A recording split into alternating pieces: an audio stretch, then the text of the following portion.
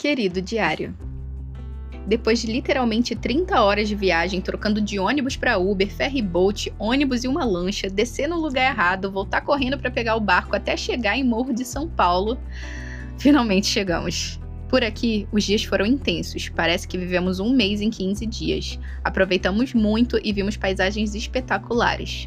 Morro de São Paulo é caro mesmo, como dizem, mas dá para economizar em alguma coisa ou outra, e mesmo que tenha sido uma facada de leve, valeu cada centavo. Acordar todo dia com o cheiro de terra molhada, ver tanto verde pela janela e respirar um ar puro.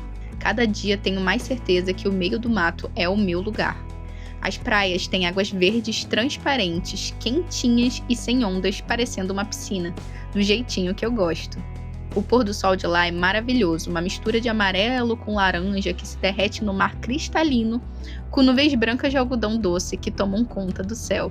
Me besuntei de argila na praia e fiquei com a pele super macia. Fui até mais de uma vez, já que me disseram que a argila de lá rejuvenesce 10 anos.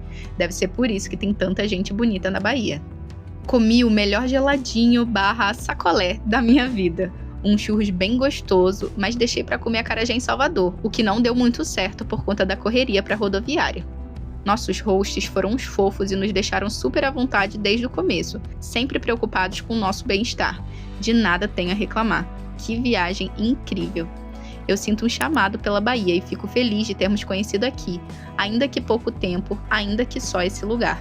Mas ainda temos tempo, temos vida, temos saúde, temos chance de tentar outra vez. Ainda faltam muitas cidadezinhas pequenas, banhadas por águas cristalinas que preciso conhecer.